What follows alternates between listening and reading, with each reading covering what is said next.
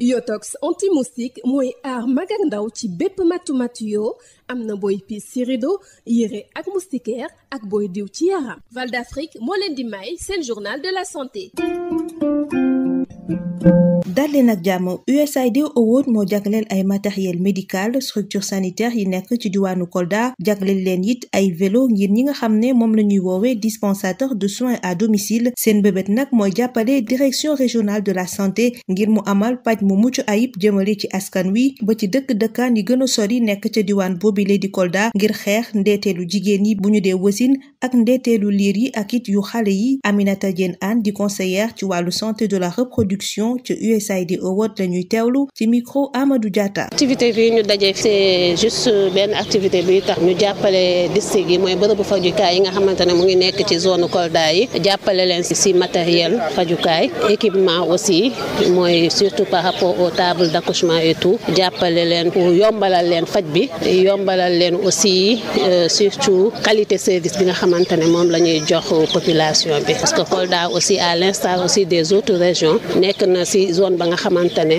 il faut vraiment ñu jàppale leen pour faj bi gën a yomb surtout ndeelte yi nga xamante ne mu ngi am si yaay ak doom yi aussi mu wàññeeku ak ndeelte yi nga xamante ne ñu ngi koy gis aussi si wàllum sibbiru am na chaise roulante ñi nga xamante ne yàlla dogal na seeni mobilité xaw a jafe tuuti ñoom mun nañ ko utiliser moo tax ñooñu dañ koy jox direction action sociale am na ñi nga xamante ne aussi dañ koy utiliser si hôpital yi di nga gis malade ba nga xamante ne day ñëw ci hôpital du mun a dox ñu teg ko ci pour mun ko yóbbu service bi mu bëgg am na aussi des lits d'accouchement électrique ya nga xamante ne si ñetti district yi lañ koy jox ñoom ñu utiliser ko am na matériel ya nga xamante ne c'est pour le bloc opératoire matériel ya nga xamante ne aussi sunu mbokk infirmier ak sage-femme yi mun nañ ko utiliser pour gën a yombal seen faj mais aussi vélo yi nga xamante ne des doom yi mooy ñi nekk ci gox yu gën a reculé ya nga xamante ne gis bërëbu fajukaay dafay jafe ñu représenter ñu foofu pour jël wàllum sibbiru bi ñoom dañ koy utiliser pour yombal aussi seen faj parce que ñoom aussi bu ñu fàtte ne rôle bu am solo la ñuy jouer par rapport à la lutte contre le paludisme.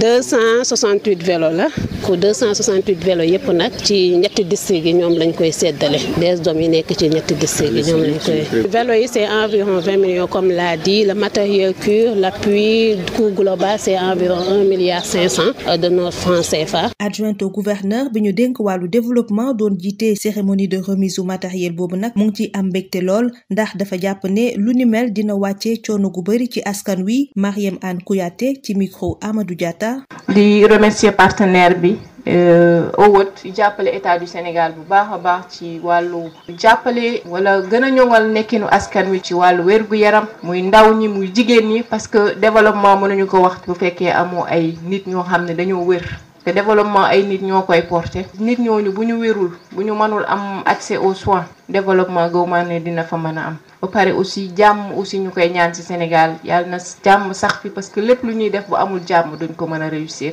bu ñu amul woon jàmm bu ñu nekkoon ci film duñu toog fii tey bay tàllal recevoir ay matériel donc yàlla na jàmm sax ci Sénégal ba pare matériel bi ñuy joxe nii tey pour le bénéfice de nos populations en tout cas jore ko yorin bu rafet et xam ne aussi ay objectifs lañ ñu assigné que en tout cas Kolda mën a génn ci zone KKT bi docteur doon wax sànq paludisme bu fiy def ay loraange yu am solo donc ñu ñaan yàlla en tout cas objectifs yi ñu fi assigné yépp ñu mën ko atteindre et que demain bu ñu toogee jàkkaarloo partenaire bi dinañu mën a siggi parce que au moins dinañ xam ne xaalis bi mu ñu jox dugaluñu ko ci nen. mbokk déglukat yi fii la ñu yem ak yéen ñu yendoog jàmm.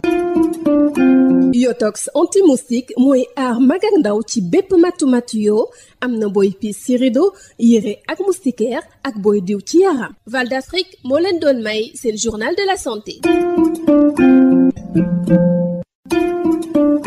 Yotox anti-moustique pour le corps, les vêtements, les rideaux et draps vous protège contre les moustiques chez l'adulte et l'enfant. Val d'Afrique vous offre votre journal de la santé. Bonjour chers auditeurs, du matériel sanitaire et des vélos pour le bien-être des populations de la région de Kolda. C'est l'œuvre de l'USAID Award qui a remis un lot de matériel médical pour les différentes structures sanitaires de la région, des vélos destinés à ce qu'on appelle les dispensateurs de soins à domicile (DSDOM). L'objectif pour Award est d'aider la direction régionale de la santé à offrir des soins de qualité dans les coins les plus reculés de la région de Kolda pour combattre la mortalité maternelle, néonatale et infantile, Aminata Diène Anne, conseillère en santé de la reproduction au niveau de l'USAID Award. Ce matériel entre dans le cadre de l'amélioration des conditions d'offre de services, surtout pour contribuer un peu à la réduction de la morbimortalité maternelle, néonate et infantile dans les zones de responsabilité de la direction régionale de Kolda. C'est un lot de matériel qui est destiné aux 3 districts sanitaires, à savoir Kolda, Médina Yoro Fula et Vélingara. Et aussi il y a un lot de matériel qui concerne la direction de l'action sociale, mais surtout l'hôpital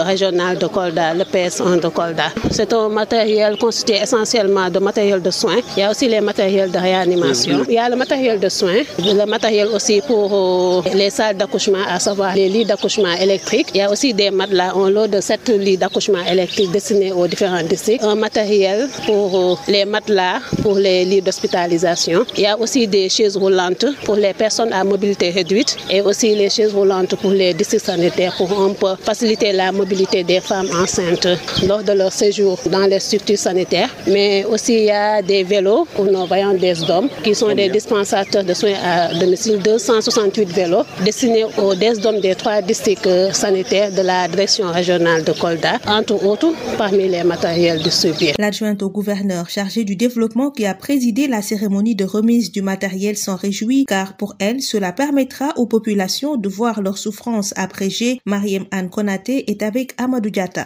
Magnifier cette initiative. Nous sommes dans une zone critique. Kolda est vraiment touché par la morbidité liée au paludisme. Et c'est l'occasion en tout cas de dire que les populations en tout cas vont voir leur souffrance s'estomper. Et c'est un bon début. Parce que malheureusement, la plupart de ces populations se trouvent dans des zones éloignées, dans des zones enclavées. Et l'accès aux soins de santé n'est pas toujours facile, n'est pas toujours donné à tout le monde. Et c'est toujours bien de renforcer ce sentiment d'appartenance à la nation. Parce que quoi qu'il en soit, ce sont des Sénégalais à part entière. Ce sont des Sénégalais comme nous qui ont le droit d'accéder aux soins, à des soins de qualité. Nous avons justement conquis cela, l'État du Sénégal a conquis cela. Et avec le partenaire USAID Award, nous avons combiné nos efforts, nous avons conjugué nos efforts pour que justement nos populations puissent être soulagées. Même si il faut reconnaître qu'il y a encore du travail à faire, il y a encore du chemin à parcourir parce qu'il y a encore certains de nos compatriotes qui n'ont pas encore accès aux soins. Et il faut justement attaquer cette cible-là. C'est tout pour aujourd'hui. Merci de nous avoir suivis. Biotox anti-moustique pour le corps, les vêtements, les rideaux et draps vous protège contre les moustiques chez l'adulte et l'enfant. Val d'Afrique vous a offert votre journal de la santé.